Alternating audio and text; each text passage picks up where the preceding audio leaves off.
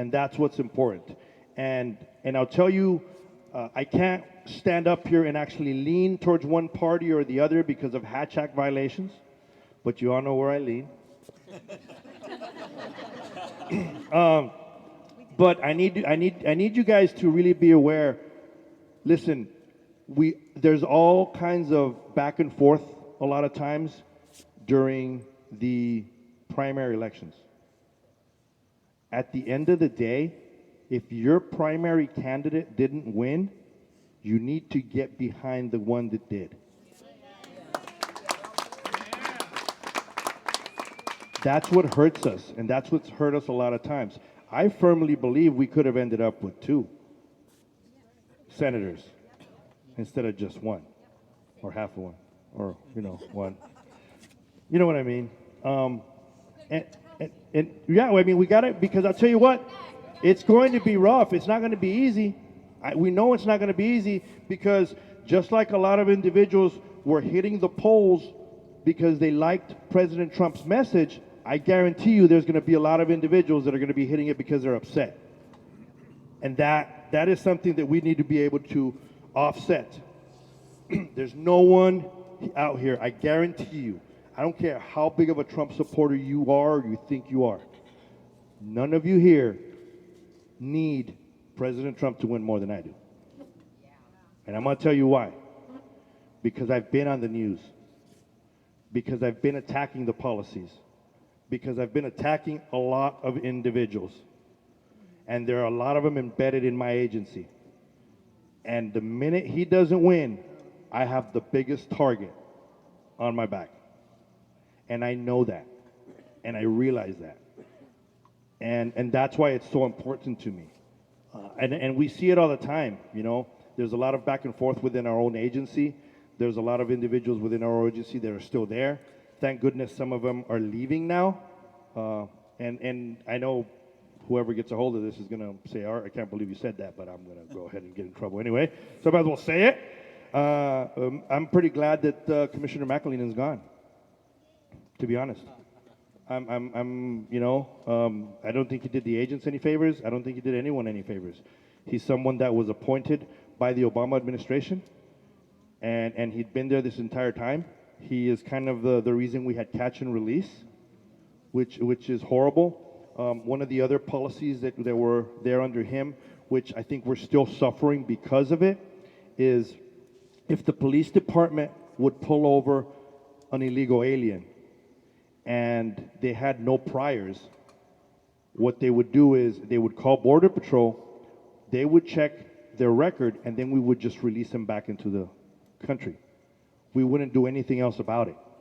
We wouldn't register their name, we wouldn't register where they were going, we didn't know anything about it. So basically, we'd find them in the shadows, and we'd put them back in the shadows. That's what was going on. And that is something that we've had to deal with still to this day.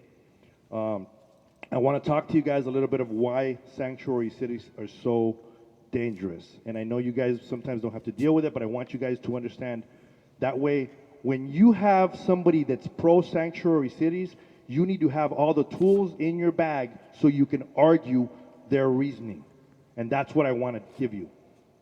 The way sanctuary cities works is, if you have an illegal alien that commits a crime in some other state, and then he comes to Arizona, and he gets pulled over by local law enforcement, and local law enforcement cannot determine whether this individual is legally or illegally in the country, he would call Border Patrol or ICE so they can come make that determination. If they make the determination that he's here illegally, what happens is Border Patrol now arrests that individual, detains him, puts him on deportation proceedings, and removes them from the country. Under Sanctuary City, that law enforcement officer cannot call immigration. So they just release him back into the country. That's the reality of it. Now, what happens is if somebody has a warrant from another state, the local law enforcement will call that other state. They will ask them if they're willing to extradite this individual. Many times they're not willing to extradite it because they don't have the money and they don't have the resources to come all the way out here and take him.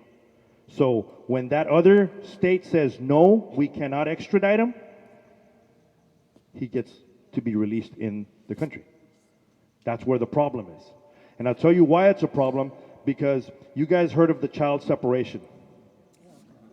So there's a time where you can't separate them. They got to stay together. You got to release them together. The smugglers know how it works. They know that the Flores ruling states that you cannot hold a child longer than 20 days. So what do you think every illegal alien is doing when they're crossing the border? They're bringing a child. Now, I know some of these kids are going for as much as 300 to 350 is what they're renting out kids so they can cross the border. Not only should that child be separated from the person that's bringing him, we should find out who is renting that child, and that person should be prosecuted too.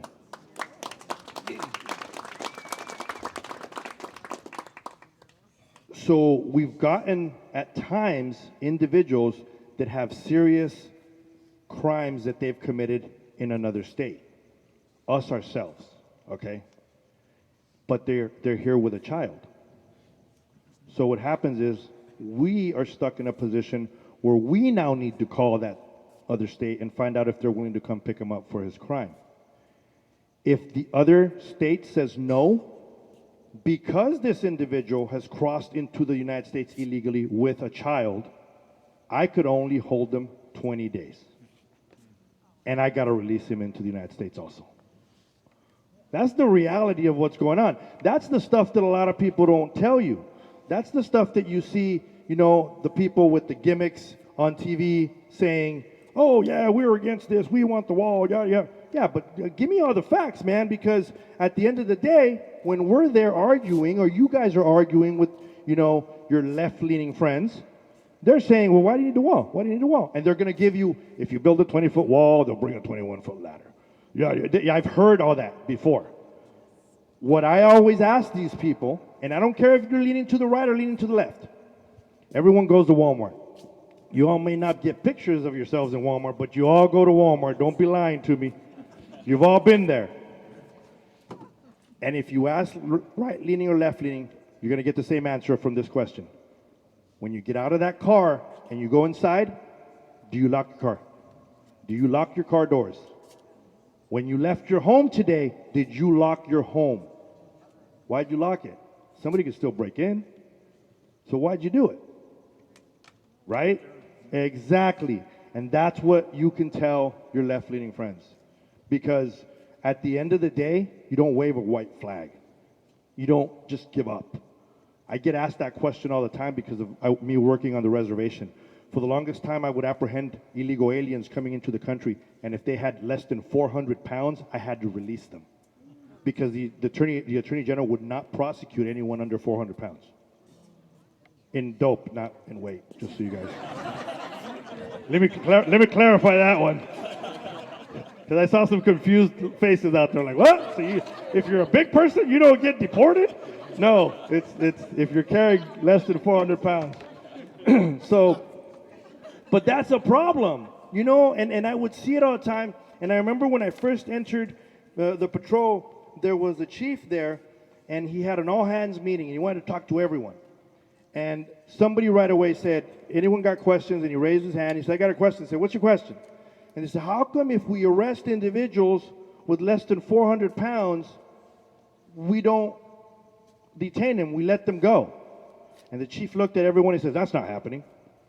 And he looked around and he says, somebody raise your hand if they're aware of that happening. The entire room of 450 agents raised their hand. He turned around and looked at his deputy and he said, that stops now. That will never happen again. And if any of you guys have to deal with that, you call me directly and I will make sure that that stops. That was in 2003. It hasn't stopped. And he didn't answer his phone. So, but that's the problem. That's been one of the problems that we face each and every day. And it's just sickening to hear, you know, everything that's going on in the country and these attacks on law enforcement.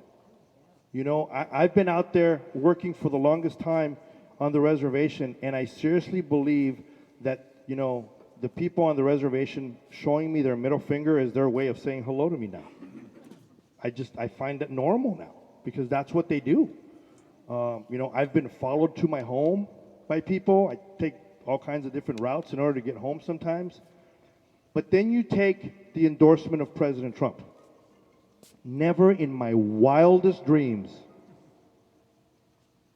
living in Phoenix, because I lived in Phoenix for a while, playing in a heavy metal rock and roll band, did I think this? I had hair, first of all.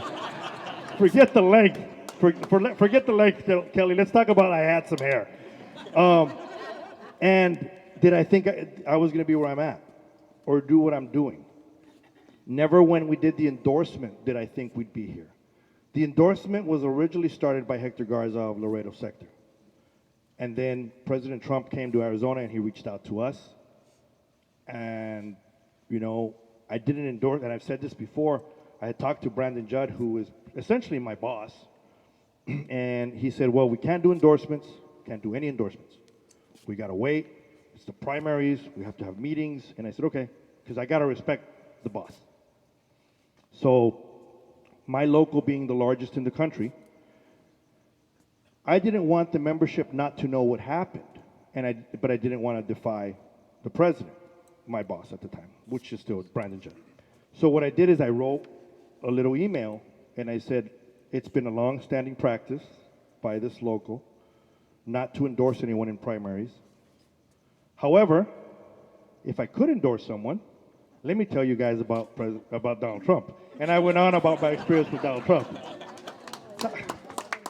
I wasn't endorsing anyone. I was just saying if I could, this is who I would.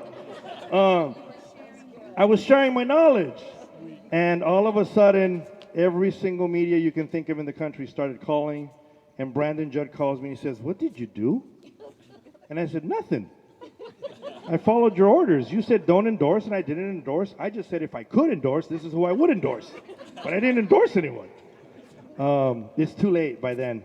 So from there on, it just took off. Thankfully, I believed that he would win. I know a lot of people were going back and forth and said, well, you know, maybe he doesn't, maybe he does. And then we get invited to New York City on the night of the election. That was an eye-opener. So it's just been an exciting time ever since then. And I understand some people don't. And some people will say, well, why isn't this built? And why isn't this done? And why isn't that done? Well, do you want a dictator or not? That's what it comes down to. If he could dictate, everything would get done. But we have a group of individuals in Congress that are on their own agenda sometimes. And that's where the problem, I think, is. And that is where we come in. We focus so much on a presidential candidate, which is great. Don't forget, it's great. Remember me. I'll be in a lot of trouble if he doesn't win. But congressional seats are huge, guys. They're just humongous. Yeah, and you know what? This is what's going to happen. I'm telling you right now. There is so many ignorant people out there that are upset of President Trump. They're upset. And they're going to go vote. And they're just going to go D all the way down the row. They don't even know what they're voting for. They're just voting against him, so let's vote against every single one else. And we need to offset that. Did I just endorse a certain line of? No, I didn't, right? No. If I could, though, I would tell you, go R all the way down the middle. But I can't do that, so I won't. Thank you. I need to hire